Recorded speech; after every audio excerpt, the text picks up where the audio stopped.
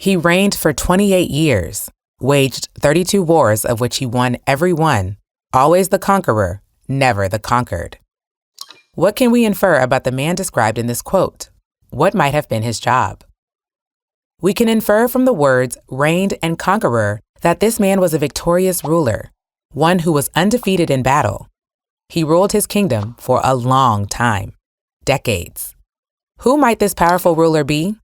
Sunni Ali, king of a great medieval West African empire, Songhai. In this lesson, we'll learn all about that empire, its rulers and lasting legacy. Let's dive in. The east side of the Niger River was once home to a small kingdom where people of many different languages and customs lived in quiet harmony. But sometime in the 9th century, the Songhai people came to dominate the region, spurring its evolution from a peaceful agricultural area into a powerful trade center.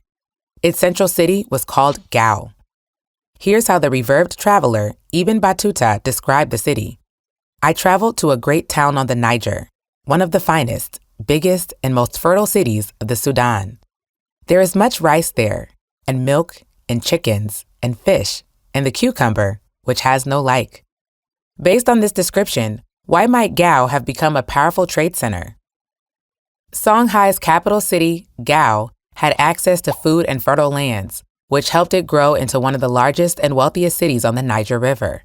People came from all over Western and Northern Africa to trade, making Songhai not just a popular place to visit, but an attractive target.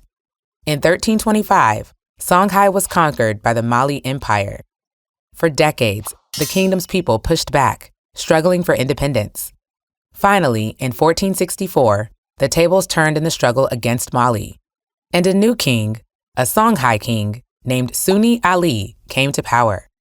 Sunni Ali quickly got to work. He raised a powerful army and built one of the only navies in the world. Utilizing the Niger River, his navy would surround an entire city while land forces raided neighboring territories, a military strategy that made the once conquered kingdom the conqueror. By 1469, Songhai had hit back hard, capturing most of Mali, including the major city of Timbuktu.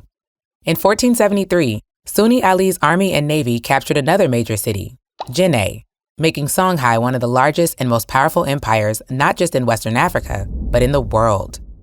Many of the cities that he conquered were Muslim. Islam was the dominant religion. But Sunni Ali himself practiced a traditional Songhai religion which prioritized harmony with nature and the ancestors. Combining his kingdom, where many people, especially those in rural areas, practiced Songhai religion, with these new Muslim territories, was challenging.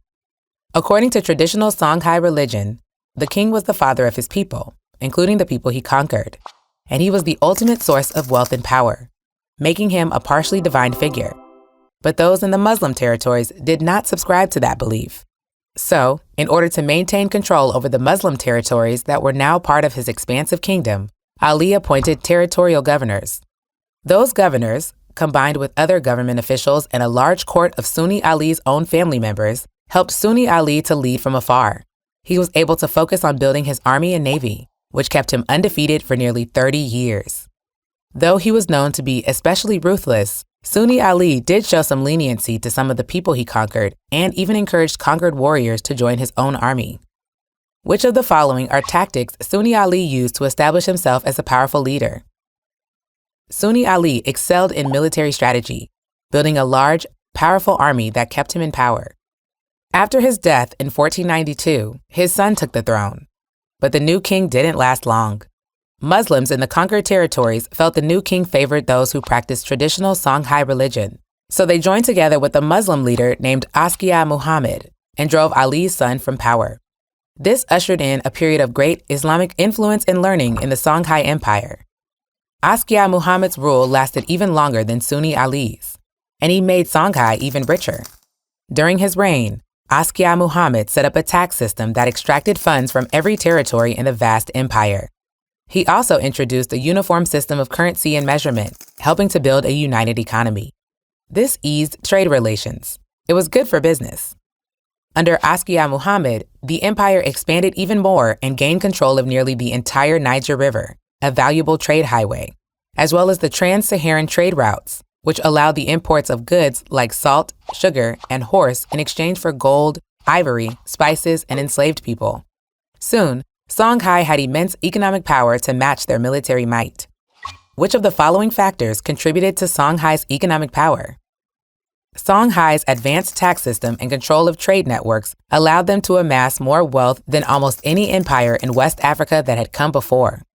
These booming trade cities weren't only sources of great wealth, they were also places for intellectual growth, cultural renewal, and religious conversion. Unlike Sunni Ali, Askia Muhammad wanted every person in his kingdom to be a devout Muslim, which meant attending houses of worship called mosques, learning to speak Arabic, and reading the holy book, the Quran. With the emphasis on literacy, the empire became a place of learning and growth. Scholars from all over the world taught in Songhai's universities. Take a look at this map of the Songhai city, Timbuktu. What does the layout of the city reveal about its inhabitants? Many cities in the empire were organized with stone housing built around a central public square and included one or more mosques, a reflection of the importance of Islam to their inhabitants. But other religions were practiced as well. These cities were places where people of different cultures and beliefs lived side by side. Women, for example, didn't have a significant place of power in the Islamic faith, but the inhabitants of these cities who practiced traditional Songhai religions worshipped goddesses. And women who practiced traditional religions held positions of power as the keepers of knowledge about religious practices and traditional medicines. This multicultural flourishing, combined with Sunni Ali's military buildup and Askia Muhammad's wealth generation, led the Songhai Empire to flourish throughout the 1400s and early 1500s. But when Askia Muhammad stepped down from the throne in 1528, a period of chaos and civil war ensued.